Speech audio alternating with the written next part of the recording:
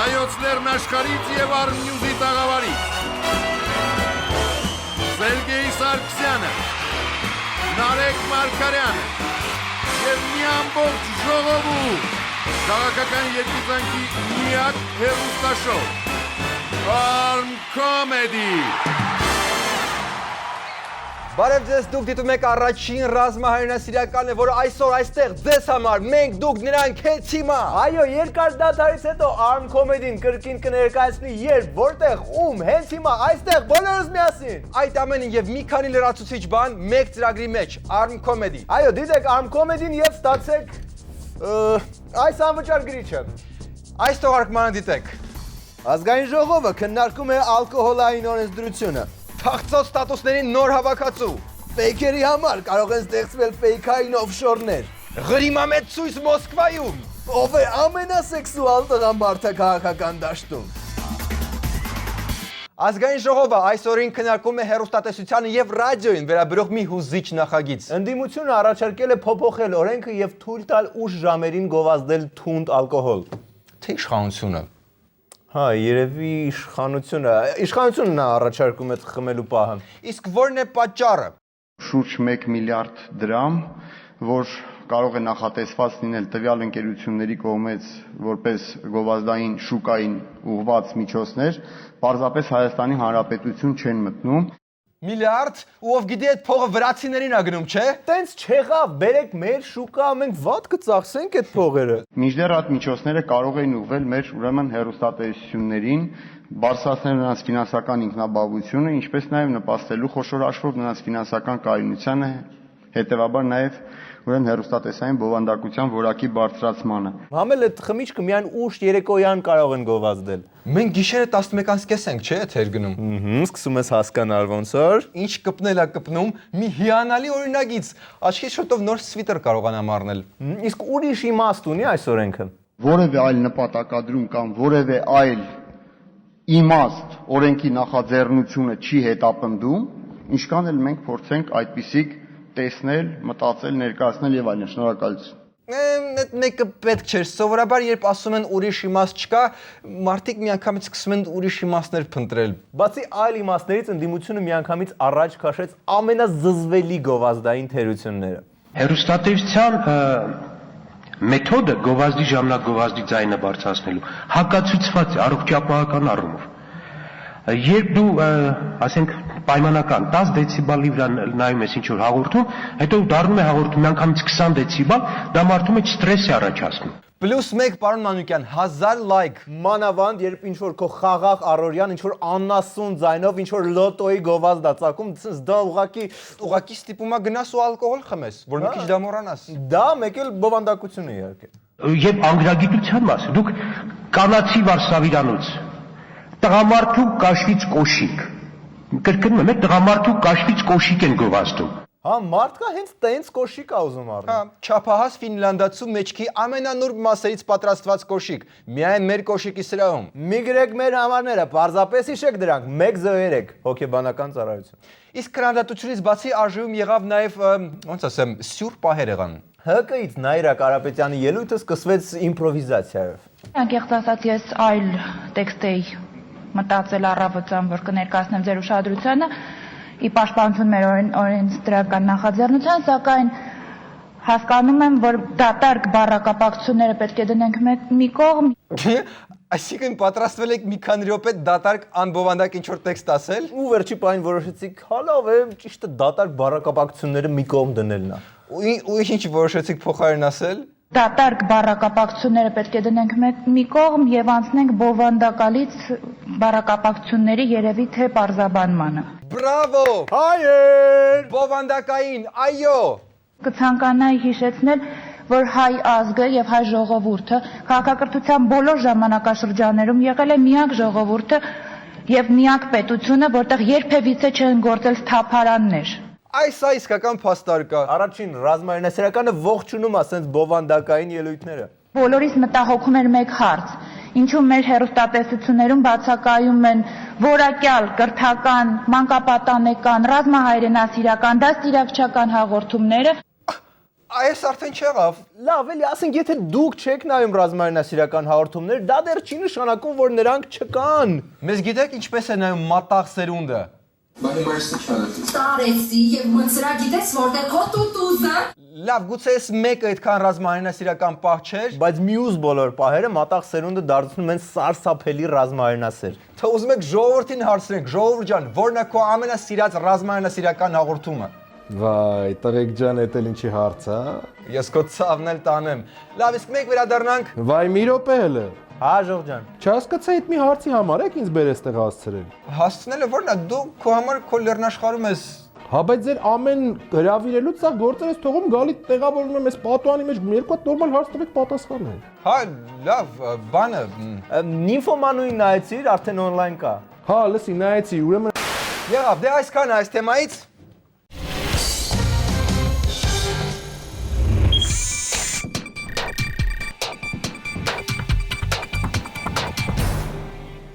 Իսկ հիմա սոցիալական ցանցերի ամենասրտաճմլիկ ու ամենախորիմաստ ստատուսները կընթերցենք այնպես, ինչպես հեղինակներն են գրելուց պատկերացրել։ Իդեպ բոլորը իսկական են։ Այս տեսանյութը դիտելիս հոնգուր լաց է եղել նույնիսկ Կիմ Չեն Ինը։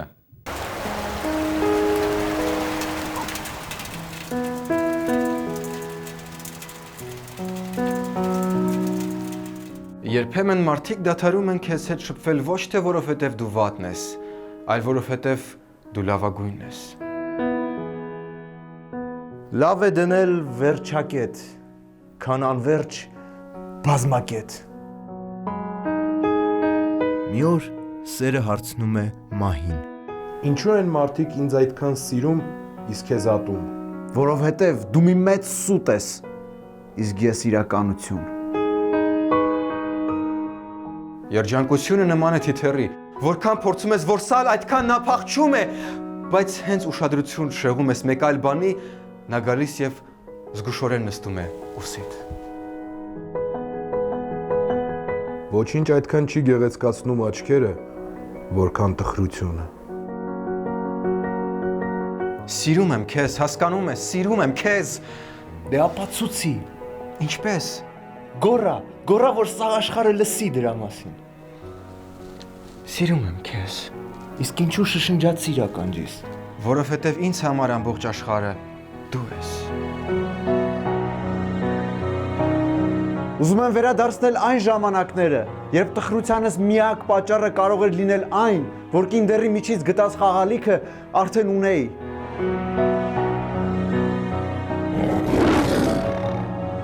Ամբողջ աշխարհի համար ես վագր եմ, արյուծ մոլագար։ Բայց քեզ համար փաղաքշանքի կարոտ մի փիսիկ եմ, փոքրիկ մի փիսիկ։ Մռ։ Նամակ անծանոթ համարից։ Բարև, իսկ դու ընկեր ունես։ Այո, իսկ դուք ով եք։ Ես հայրդ եմ, կգաս տուն կխոսենք։ Փոքր անց մեկ այլ համարից եւս նամակ է գալիս։ Բարև, իսկ դու ընկեր ունես։ Ոչ, իսկ դուք ով եք։ Ես եմ, ընկերդ։ Ուրեմն դու ամաչում ես, հա որ ընկեր ունես։ Շատ ապրես։ Ոչ, սիրելիս, ներիր, ուղղակի քիչ առաջ նույն տիպի նամակ ստացա հայրիկից այլ համարից։ Այո, ես եմ, հայրդ։ Ուրեմն մենք շատ երկար զրույց կունենանք երեկոյան տանը։ Մարդկանց թվում է, թե նրանք անմեղ են։ Նրանք չեն սխալվում։ Իրենց իրոք թվում է։ Մենք ծանոթ չենք, բայց դու կաս իմ արցունքի ու ժպիտի մեջ։ Դու լացում ես։ Ոչ, ուղղակի ինչ-որ բան աչքիս մեջ է ընկել։ Երևի սերն է։ Տղան սիրում էր մի կույր աղջկա։ Մի օր նա ամուսնության առաջարկություն արեց եւ աղջիկը համաձայնվեց։ Հարսանիքից առաջ անսպասելի աչքի դոնոր է հայտնվում եւ աղջկան վիրահատում են։ Նրա տեսողությունը վերականգնվում է։ Բայց երբ աղջիկը տեսնում է տղային, շատ է զարմանում։ Տղան էլ է կույր լինում։ Աղջիկը փոշմանում է նրա հետ ամուսնանալ։ Մի քանի օր անց նա տղայից ստանում է մի նամակ, որում գրված է ընդամենը 3 բառ։ Պահպանիր իմ աչքերը։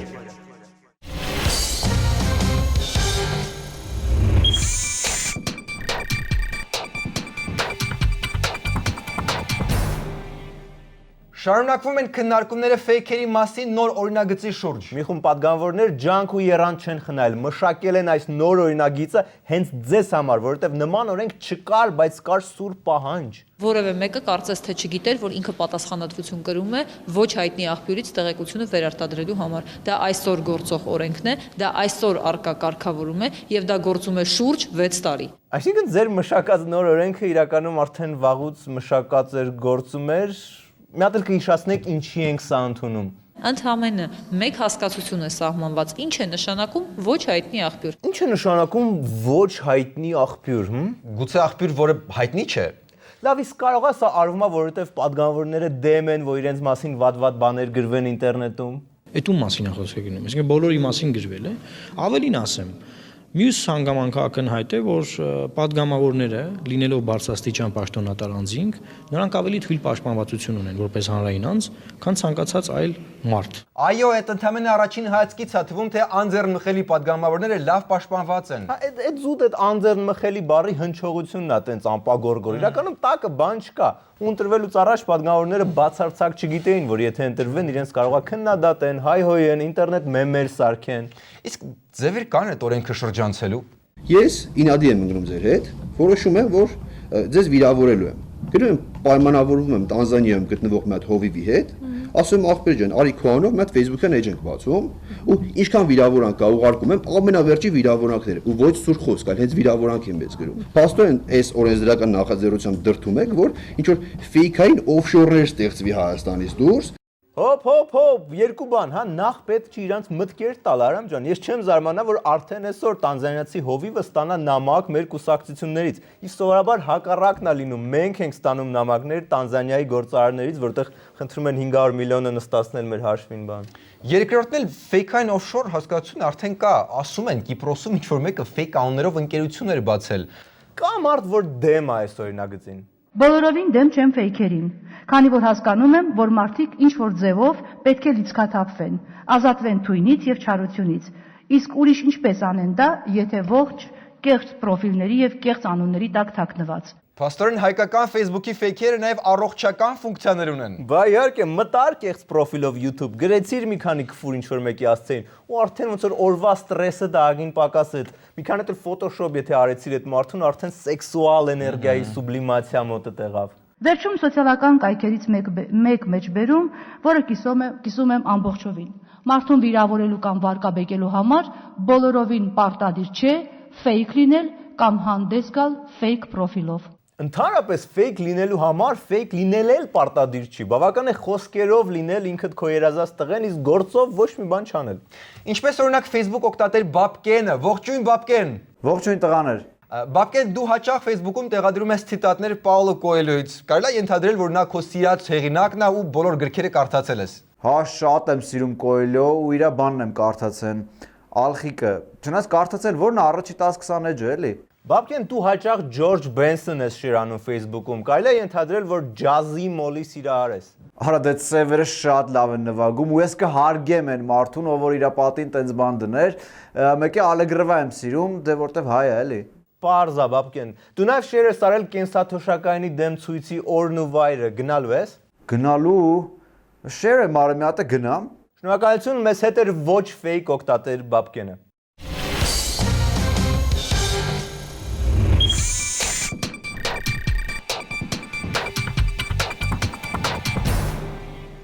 Ուկրաինայի շուրջ զարգացումները շարունակում են զարգանալ։ Վիկտոր Յանուկովիչը նոր ասուլիս հրավիրեց, որտեղ ասեց, որ ողջ առողջ է, բայց անտրամադիր։ Այսքանը կլիներ Ուկրաինայի ճգնաժամից, եթե չլիներ Մոսկվայում Ղրիմա մեծ ցույցը։ Այո, հազարավոր քաղաքացիներ իրենց աջակցությունը հայտնեցին Ղրիմի ռուսներին, ու դա տենց ահագին սրտաբուխ ստացվեց։ Այդ սրտաբուխներից մեկին ուղղակի չենք կարող ցույց չտալ։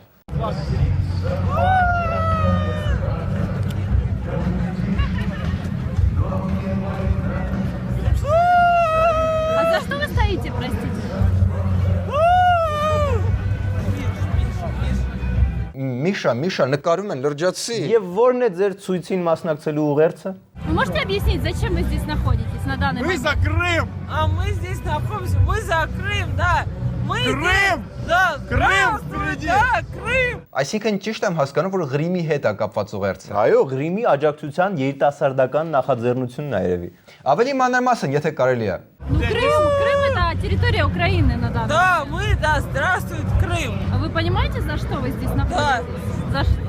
Мы, да, здравствует! За присоединение Украины? Да, мы, да, даже Крым! Ռուսերենից թարգման ենք, sense չի լինի։ Օրիորդը պնդում է, որ իրենք կարևորում են ազգերի ինքնորոշման իրավունքը, մասնավորապես երբ կենտրոնական իշխանությունների ղեկին աջ ծայրահեղականներ են։ Նա հենց տենց էլ ասեց, բանախոսը նաև փոքրիկ պատմական զեղում արեց դեպի ԽՍՀՄ պատմություն։ Оно, да, здравствует Украина, у нас было много, Узбекистан, Таджикистан, нет, у нас,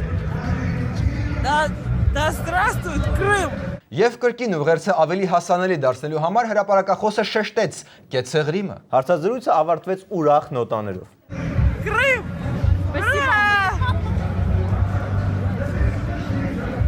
Իդեպ այս ամսվա վերջում Ղրիմում սպասվում է ինքնորոշման հանրաքվե հնարավոր անկախացման հեռանկարով։ Ուկրաինան փաստորեն մանրից մտնում է Մաքսային։ Ուզած չուզած։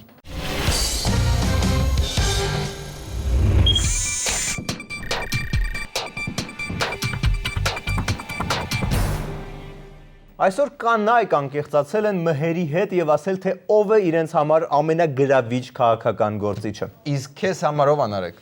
Պարզ չի։ Անի Զախարյան։ Որպես կնամեծար հաղորդում շարունակում ենք կանանց թեման։ Այս անգամ կանայք անկեղծանում են առաջին ռազմահայրենասիրականի հետ եւ ասում, թե մեր քաղաքական գործիչներից ով է իրենց կարծիքով ավելի գրավիչ, մաչոյոտ։ Ոչ մեկ։ Մեկ անկեղծեք չկա։ Ուլիխանյանը։ Որպես էտալոն տղամարդու ինձ թվում է, որ Տիգրան Ուլիխանյանն է։ Ռաֆի Հովհաննիսյան, Աշոտյան։ Չկա որ բնորոշել մի ասեմ կուզենայինք։ Դավիթ Հարությունյանը երևի։ Որ գրավիչ լինեին կհիշեի։ Այո։ Սաղ էլ նույնները։ Նույն գրավչության Գրավիչ մարդ չեմ տենում։ Ռաֆի Հովհաննիսյան։ Գոնե այսօրը կարելի է դրա մասին չխոսել։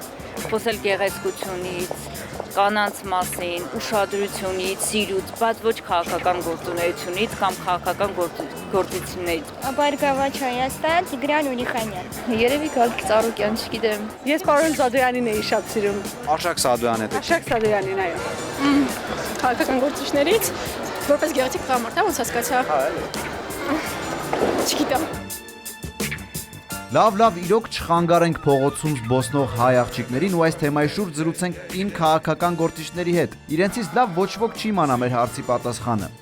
Դուք այսքան շփվել եք հայ տարբեր քաղաքական գործիչների հետ, երևի բոլորի հետ համարյա։ Իրանցից ով ավելի կնամեծար, ով ավելի մեծ հաջողություն վայելում կանանց շրջանում, ըստ ձեզ պատգամավորներից, նախարարներից։ Ով ավելի, չգիտեմ, մաչոյոտ։ Այդ մաչոիզմի մասին եք ասում, ախ դուք ուրիշ բան եք ասում, մաչոիզմը ուրիշ է, դե մաչոիզմը լրիվ ուրիշ է։ Օրինակ ընդվիճումների, որ տանի բուֆետ սուրճ հյուրասիրի բան։ Չկներեք, ով ռիսկ կանի էլի, ես ուրեմն հասկանում չեմ, ուրեմն այդ վայելքների ծրված։ Չի, ես ուզում եմ ասեմ, եթե դուք խոսում եք դրա մասին, որ այդ ընդգծված մաչոիզմի, այսպես ասած, բաներով դիմագծով կամ կեցվածքով այդ մաչոիզմը գիտեք, չի մի քիչ մեջ ավելի կոպտություններ է, Վարդան Այվազյանը։ Այո, դասական մաչոյի օրինակ Վարդան Այվազյանը։ Իմ առողջությունս իմ դուխս դնում եմ ապրում եմ։ Բայց շարունակում եմ, դու ես մնգստում։ Իսկ մեր ընդհանուր հարցման արդյունքում հաղթեց Տիգրան Ուրիխանյանը, դե բա ոնց չհաղթեր։ Եվ երբ որ կփոկեմ աշխարհի ամենամեծ ծառը կթաթախեմ վեզուվու լավայի մեջ ու լանջին կգրեմ, թե ինչպես եմ ես իրեն սիրում, դա կվերաբերվի ընդամենը 1 հոգու։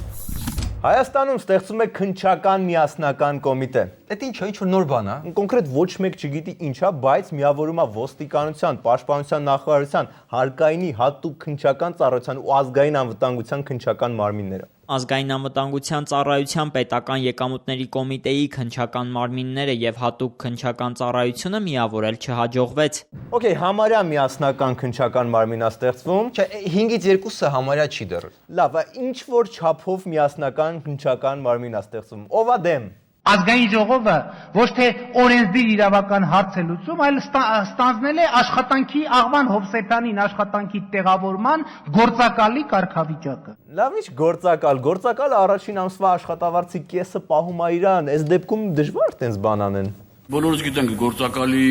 այդ ստատուսը ովքեր են սիրում, բոլորս տեղյակ եք ով գործակալն է։ Չէ, ինքը այդ տիպի գործակալը նկատի չուներ, բայց եթե կան տվյալներ ով գործակալն է, դա ահագին հետաքրքիր կլինի մեզ բանը։ Հետո ոնց հասկացանք միջազգային կառույցները ահագին կողմ են նման բան ստեղծելուն։ Ոնց եք մոգոնում, դասավորում բերում եք, ասում եք Վենետիկը համաձայնվեց, գնում եք ստուգում եք, տեսնում եք, Վենետիկը չի համաձայնվել, տես բան չկա, ինչ որ ասվում է սուտ է ասվում։ Իբր միջազգային բաների հետ համաձայնեցված է, տես բան հետո պարզվում է չկա, նրանք ուրիշ բան են ասել, դուք ուրիշ ձև եք հասկացել, նրանք ձեզ են ֆռացրել, դուք իրանց եք ֆռացնում ու մեզ եւ այլն։ Ինչ որ շատ խառը պատմություն է ստացվում։ Լավ չի լինի այս անգամ ուղակի վստահենք իշխանությանը։ Եթե առաջարկում են, ուրեմն վստահեն, որ երկրին հենց այս պահին, հենց այս մարմինը շատ անհրաժեշտ է։ Այն որը ընտրված է ընդհանուր առմամբ ընդունացնելու, դա կարող է լինել արդյունավետ, միաժամանակ կարծում եմ, որ պետք է փորձարկումից անցնի։ Այսինքն դուք էլ տենց առանձնապես վստահ չեք ոնց է ստացվելու։ Այդ դեպքում կարողա պետք չի դա անել։ Դե լավ, ինչ եք տուզիկացել, թող ստեղծեն էլի։ Ժողովուրդ, բայց կարողա փորձը չհաջողվի։ Վայ, դե տղամարդ եղեք, մի փորձ այս կողմ, մի փորձ այն կողմ։ Հայաստանում լիքը բան է ներդրվում, որ աշխարհում այդ կերպ չի արվում։ Թող այս մեկն էլ լինի, երբ որ չստացվի, նոր այն ժամանակ կսկսենք վիճել, թե պատճառը որն էր, կենսաթոշակայինը,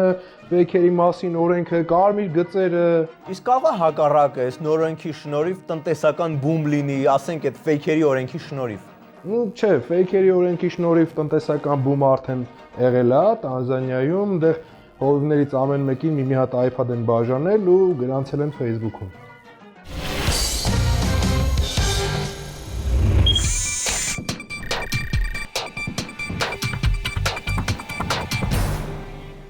Իսկ Arm Comedy-ն այսօր այսքան էր։ Վերջում դիտեք վիդեո բոցը։ Ստացվեք, եւ որն ամենակարևորն է, ձեր այդ կայքերում վերջացրեք անվանակել մարդկանց, դուք շատ խոցելի եք։ Հաջորդ ելույթս կլինի շատ ավելի դաժան, եթե դուք շարունակեք ձեր բախտախնդրությունը։ Շնորհակալություն։ Oh, that shark, babe, has such teeth, dear, and it shows them a pearly white. Just a jackknife, where's all of my kid, the baby, and he keeps them out of sight. Do you know where that shark bites? Լսի Ժիրինովսկին հայանպաստ մի հատ օրինագիծ առաջարկել։ Հա, ինչ։ Առաջարկում է ըտարը ռուսական այբուբենից հանել։ Հա, լավ, բայց ինչով է հայանպաստ։ Էլ պետք չի ասել սիր, կարաս ասես սիր, կամ միլը կարաս ասես։ Հա, մալադեց, քանի տես բաներ եք անում Ուկրաինան էլ Ուկրաինա դարձրեք, էլի պաշտոնապես որ այդքան չտանջվենք։